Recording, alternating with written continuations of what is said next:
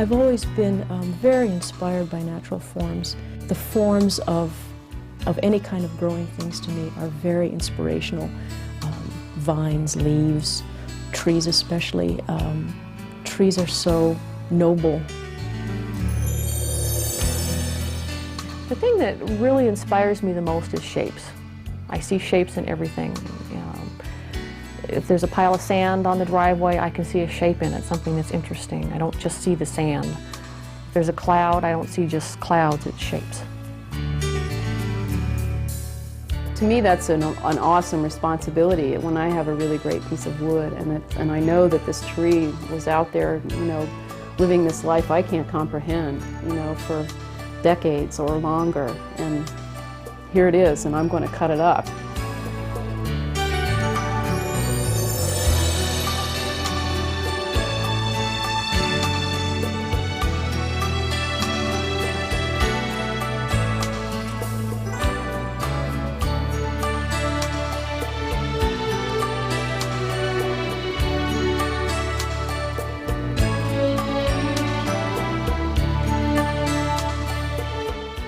For me, turning was real intuitive. I mean, the first time I did it, it was like, yeah, this really feels right.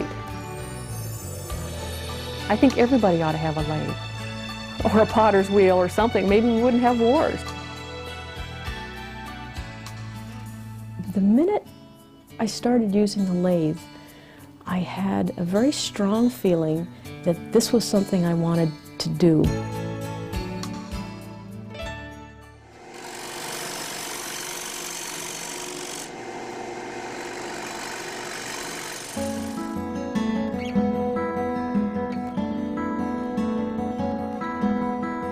The lathe is one of the oldest and most important machine tools. The main part of the lathe is the headstock. It contains a rotating spindle which drives the piece of wood being turned. Wood lathes were in use in France as early as 1569. Here we see a great wheel lathe, versions of which are still in use today. This primitive lathe, still in use in some parts of Africa and Mexico, is powered by a strong assistant pulling back and forth on a long leather strap wrapped around the headstock. Most modern wood turners take advantage of electric lathes to turn everything from miniature production pieces to large architectural works.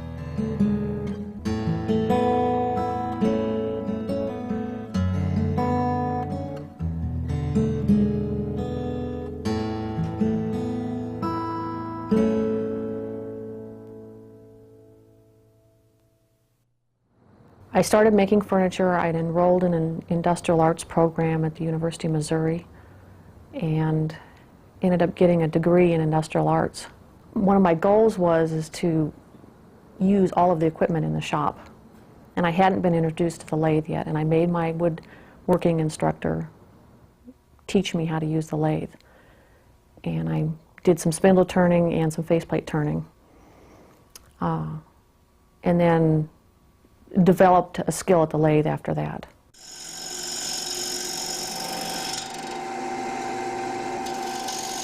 I don't care to go down, to go look for a tree and cut it down just to get the wood out of it. I really ought to have a bumper sticker for my pickup truck that says I break at fallen trees, because I do, and it's real easy in Indianapolis to get all the wood any person could possibly need for wood turning. I think the hardest part for me is to select a piece of wood I want to work with, and I think that's part of my plan. I go out there and look around the wood that I have and in some way let that inspire me, and I'll see a particular piece of wood and I'll say, that's the perfect piece for me to work with today. Sometimes the perfect piece of wood isn't in your shop. It's in someone else's yard, someone like your in-laws. Phil's parents live in Connecticut, in the country, and across the street from where they live there was a huge burl tree, a tree with lots of burls on it, and the fellow who owned the property said yes indeed we could cut it down. And I felt sort of sorry to cut the tree down because I tend to like to use wood that's already cut. But after we cut it down, Phil and his brothers and I cut it down, it was dead anyway in the middle and would have died soon. Anyway, we cut it up, and there were probably 75 to 100 pieces that we got out of it, mostly burls. Phil's dad put it in his shop and stored it for me for about a year, year and a half, and then finally started shipping it to me, piece by piece, in boxes. Week after week, these boxes would arrive at my house, and the UPS fellow would unload them and help me stack them up. And at the end of 3 or 4 weeks of this shipping process, he finally asked me what was in the boxes that he delivered, and I just laughed and I said, "You have just unloaded a whole tree for me. Thank you very much." Part of what I bring to my body of work is the baggage of my person, and being a woman is very important to me, and my experiences as a woman are very important. I'm very meticulous. I like detail work. My bowls have to be perfect technically. It's very important for me. I can't let something go out of here and let someone else see it if it's not as good as I can make it. When she was the editor of American Woodturner, Betty was just as meticulous about the quality of the journal, because she sees the magazine's role as more than that of helping people learn how to turn wood. And it's also important to have a history of what's happening in wood turning today. It's so exciting. 10 years ago, you would see a few people at craft fairs with a little bit of wood turning, and most of it was clunky and round. And today, some of the pieces that are being done in wood turning don't even look like they came off of a lathe. And I think it's nice that the journal can be a vehicle for showing that change. It's hard to make a living doing any sort of woodworking, sculpture, flat work, wood turning. So you do have to have a commitment to it. And I think the primary commitment has to do with wanting to work with your hands and wanting to create something. A person is going to make a mistake if they look at it as though they're going to make a lot of money. One of the biggest challenges for anybody to doing their work is letting things get in the way of going out and actually just doing the work. And an example of that would be, well, my lathe doesn't quite work for this, so I can't do it. My shop isn't set up yet. I don't have the right tool to do it with. A person needs to get beyond that and just go out there and do it. If you don't feel like doing it, if you're not sure that it's going to work, you go out there and you sharpen your tools. Straighten up your wood. Cut something on the bandsaw. And eventually you get into feeling comfortable out there and then start to work. Betty believes it's important for women to feel comfortable doing this work. In fact, she's taught woodworking classes especially for them at the Wooden Boat School in Brookline, Maine. The one woman that I remember the most, the night before the class during the orientation, she walked in and took a look at all the woodworking machinery around, and she just turned pale. She was so upset, she didn't realize she had to use power equipment. By the end of the week, she was the one I couldn't get off the power equipment. She was using the bandsaw, the table saw, without any fear at all. The thing that it really did for them was to build confidence that they could do anything. And now they can pick up a hammer and nail and fix something if they want. They know they can go into any field as they did in woodworking and pursue it.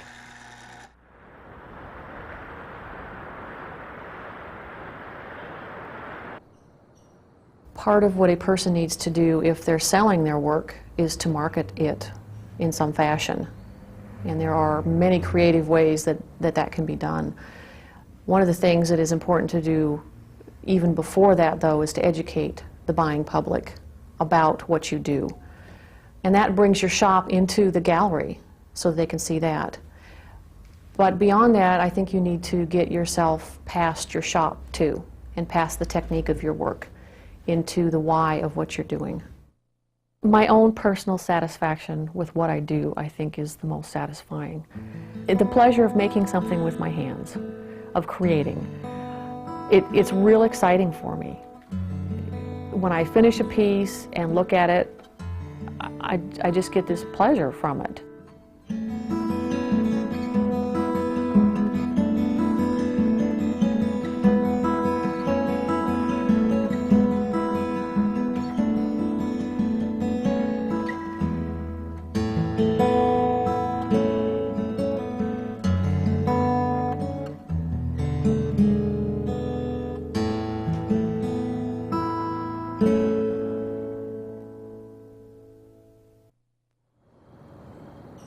I went to the wood turning conference at Arrowmont in 1985, and at that time I had done some cabinet making, but almost no turning at all. And I went down and went camping for a couple of weeks in the mountains, and came down out of the mountains and went into that gallery that first night and was just blown out of the water. Had no idea that people were doing that kind of stuff with turning. And I just kind of, I mean, really, that's the moment that I really knew, even though I didn't turn after that for about 2 years, much at all. I've taken 4 different classes from 3 different instructors at Arrowmont, week-long courses. I went and took a beginning class and then went back and did some turning and practiced what I had learned and all that. It really felt like coming home. It was like just that wood spinning around and the way that tool bites into it, and it just felt so good, and it was so direct, you know. I like that about turning. Judy Ditmer makes her living in this wood shop. The basis for her income is production work, small wood turnings such as ornaments, tops, jewelry, and miniature boxes. For me, it's really nice to have a mix of different kinds of work, because I don't get, you know, if I get tired either physically or mentally of doing one thing, then I can go do something else that's different. Making the little boxes, for instance, I make little fingertip-sized boxes. You have to be really focused, and you have to really understand what you're doing and understand how that tool is cutting and understand the wood, because you don't have any extra slop. The wood can't take up any of the slop because it's so small. It'll just split if you don't have it right. For this more delicate work, Judy uses a miniature lathe made by Bonnie Klein in Renton, Washington.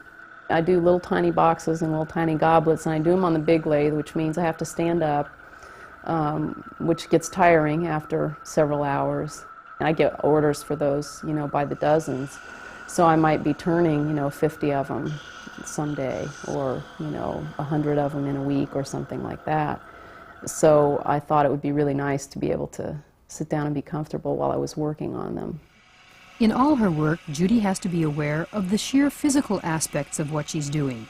Right towards the middle of the fall, you know, when I'm starting to do a lot of Christmas orders, that becomes really foremost in my mind, because I get sore hands if I do too much of one kind of thing. You need to learn how to hold the tools so that you're using enough pressure to hold them, but not too much. You don't need to have a white knuckle grip for most things. The main thing is chopping up the activity, that you don't stand there at the lathe for 12 hours a day doing the same thing. I use, for my sculptural pieces and salad bowls and plates and things like that, mostly local woods. The smaller pieces, earrings especially, I do buy fancier woods for some of those, because when I do a batch of maybe 200 pairs of earrings at a time, and I start out with maybe 20 or 30 or 40 different kinds of wood. And then when I get done, I have a lot of different choices about different kinds that I can put together if I start out with a good variety like that. So I do buy some of that because I need very regular supplies. And for the earrings, I have to have absolutely perfect stock. What I do is turn little dishes and then cut them up and shape them and then put them together in different ways. And then some of them are assembled with additional materials like stone beads, metal beads, things like, you know, glass and clay and that sort of thing, although wood is generally still the primary, you know, the structural part of the earring. Besides the production work, Judy also does what she calls her one-of-a-kind pieces. For me, that's one of the really great things about having a really strong base of production work, is that I can do whatever I want to do with my serious work. And I don't have to think about, well, you know, is this marketable? Are people going to like this wood? Are they going to... And that's a real freedom, you know, that I have, because my livelihood doesn't depend on whether people buy those pieces. When my work really started to change and my sculptural pieces started to really get strong, it was when I started listening as well as speaking to them. And it's kind of like when you meet a person, you know, you meet this new person and they have this whole history that has nothing to do with you, and they're not for you. They're just there. And you have to take them on their terms, and you have to work with their grain. You can't make them do what you want them to do. You have to work with them and interact with them, and it's like a dance. There are moments that are just, you know, when it's working and something's happening with that piece that you maybe didn't expect, you know, but hoped for. And, you know, I guess it's when thought and process and history and all of those things come together in one point and make a really good piece. You know, that's a wonderful, wonderful feeling. I mean, that's what it's all about. You know, if someone is saying to me they want to earn a living as an artist or as a woodturner, I would say, if you feel you have a choice, don't do it. And that sounds a little flip, but from where I'm sitting now, and I've got this great studio, and I'm making a living, and I'm doing good shows, and things are working, you know, it's easy for me to forget those times that were really, really grim. And but they happen, and you got to have something to get you through that. But I don't have a real career to go back to like a lot of people do, so there's no temptation whatsoever. And people laugh when I tell them this because they think I'm kidding, but you know, really one of the best ways to succeed is to not have any other options.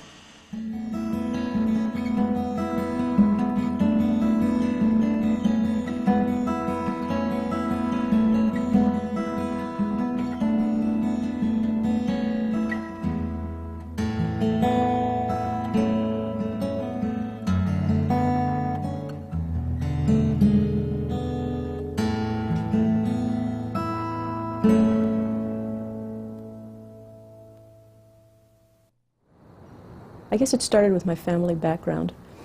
My father was a machinist. He had a shop in the basement of our house. In fact, he built the lathe that I work on. And both my parents actually were just very good at making things. My mother taught us how to cook and sew, and when things broke, we fixed them. I think that the mentality to enjoy making things started in my childhood. I would say that I got a lot of encouragement. I had some really good teachers through elementary school and through high school, art teachers specifically, who I would say recognized my talent and gave me special encouragement, even though it was within the framework of the public school system. I only went to college for 1 year and took some art courses, but you know, definitely hadn't settled down at that point. So I would say I consider myself self-taught. But having said that, I think that everyone is self-taught. I'd gotten a small lathe and started turning, and the minute I started using the lathe, I had a very strong feeling that this was something I wanted to do. It just, I don't know if it's the roundness of it or what, but it just instantly appealed to me. That's how it started. I started making small vase forms, and then as the years went by, in order to sort of create a more personal style, I started doing carving and you know, evolved to where I am now. Probably 10 years or so ago, I started especially experimenting with cutting pieces apart, carving them, putting them back together in order to make a lot of fruit and vegetable pieces, and that really developed into the still life work that I've done recently, the knitting basket, the birthday cake. Those pieces and vessels pretty much cover the range of what I'm exploring right now. We have 2 or 3 loggers who, they will be logging large stands of wood. When they cut down trees, what they are looking for are pieces of wood that are good for either firewood or for lumber, nice straight pieces. When they come to a burl, which is sort of a big bulbous growth, that's something really that most people are not interested in. They're hell to split. They're not good for lumber. So they'll save those. The loggers will save those till they get a truckload. They'll bring them over here. They'll make a little extra money on them, because normally they'd leave them to rot in the woods. So we really are taking advantage of this otherwise cast-off material. It's a cheap source of material. It's a local source of material. And the woods are just beautiful. They have beautiful figure. They're hard. They're nice to carve. You know, they hold detail well. And it's kind of like gem cutting, actually, when you get a burl, because you cut into it. You have to make sort of an educated guess what's in there, and just start cutting away and see what you can get out of it. I mean, I think that it's interesting that something that, I don't know, that we would think of like a disease in such a negative way turns out to be so beautiful.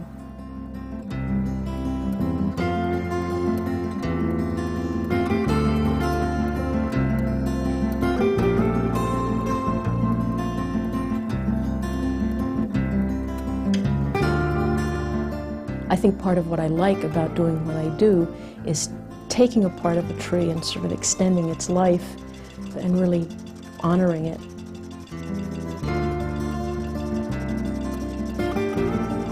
Michelle Holzapfel is a sculptural artist. Her medium happens to be wood. Like any artist, she often approaches her work from an idea or inspiration. Because the wood is very irregular, I look at it and I have to start somewhere. I have to have some idea in mind. But inasmuch as I have that idea in mind, what I have uppermost in my mind is the reality that I may have to change my mind at any given time. As I'm turning a piece, as I'm shaping it, a void, a crack, something may show up that wasn't there at the outset, and I may have to really make radical changes in the design. On the other hand, if I'm making something and I want it to look like, say, a knitting basket, I have to, in a situation like that, exercise much more control. It's a much more willful control. I guess basically I can just exercise two different ways of thinking.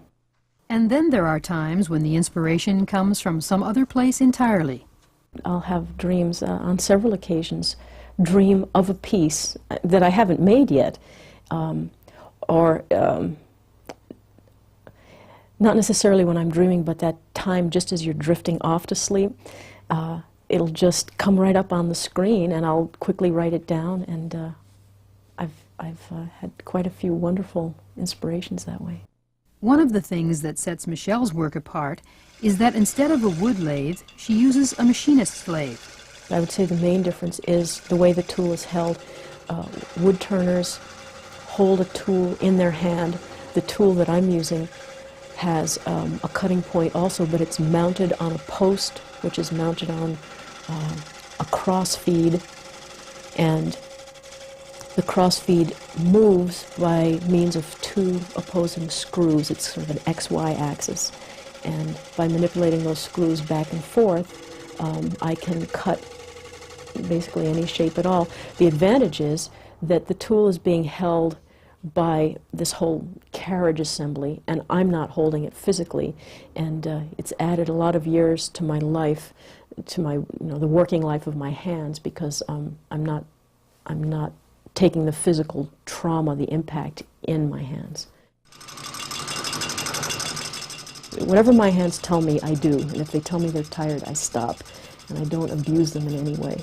I'm very protective of my hands, obviously, and I worry more about my hands than anything else. You could take my legs or my ears or anything, but I hate hurting my hands in any way. And I feel like my hands are more me than my face is. I guess it's because I look at them all day, too. But I'm really quite obsessed with them, I would say. They're everything, to me. The design and turning part of it is relatively short, maybe even 10%. And the finishing, carving and finishing, will be easily, 80 or 90%. That's the most time-consuming part. Last year, in January, I spent a month turned about 24 pieces, and it's going to take me 2 years to do the finished carving and finishing on those pieces. Usually I do a piece from start to finish. I'll turn a whole bunch of pieces. I'll make sketches, I guess what you would consider design, turn them up, set them on the shelf, and they're drying a lot of times in that period of time. But then I'll take one piece and work it all the way through, and then take the next piece and work it all the way through. The small carving tool I use is called a pencil grinder. It's about the size of a pencil. It's a lot like a dentist drill. It's air-powered and has very high RPMs. And that's a really great tool for doing fine carving because it's a lot like drawing. I like to draw a lot. I mean, that's really something I did a lot as a child and as a student. And so that tool is very nice in that it creates carving that has a kind of gestural quality, and I can be free with it.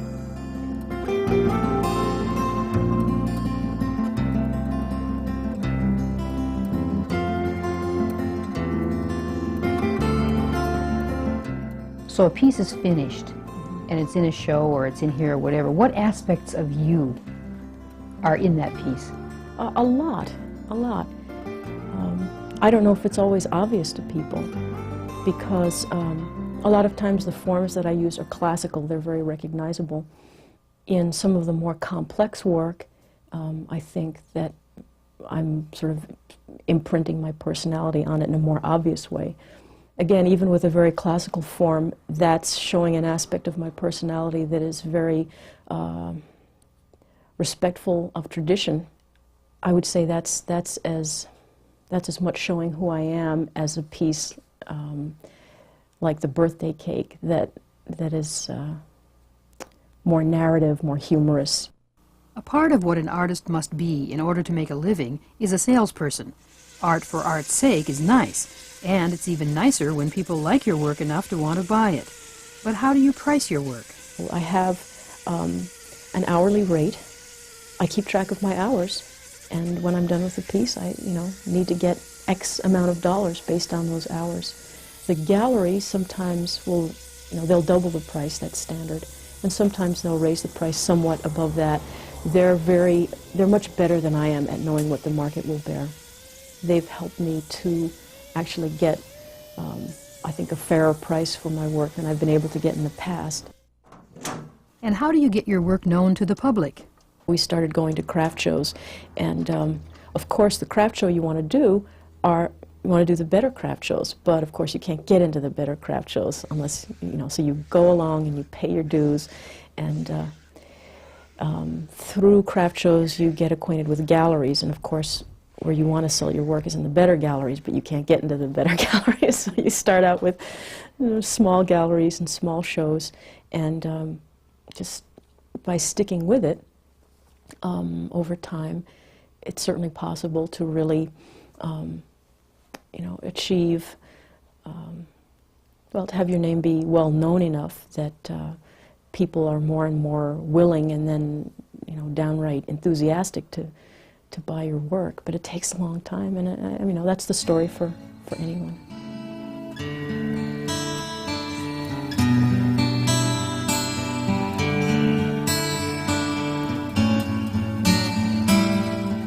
I feel like it's really important for me to set a good example, to not waste my life, to sort of be brave, or as brave as I can be, about what I do. I really like being, at an opening of my work or at a show and having, a 12-year-old girl come up to me and talk to me, because I know how important that was for me at that age. I feel very strongly about the human need to create things. It's very important. It can be very healing. It can be very empowering. I would always encourage people, any age people, to get involved with the process of making something, not a film, anything. That there's always so much to be learned by grappling with the problems that arise in trying to bring something from an idea inside your head into physical reality. The thing that keeps me coming back out into the shop is when I'm sitting down and working and I'm immersed in what I'm doing. For that alone, for that experience alone, I would continue doing this forever. There's just it's kind of a circuit between my eye and the piece and my hand and, sort of back to, my brain or my heart or whatever. And when it's working well, it's the most wonderful feeling in the world. It's intoxicating.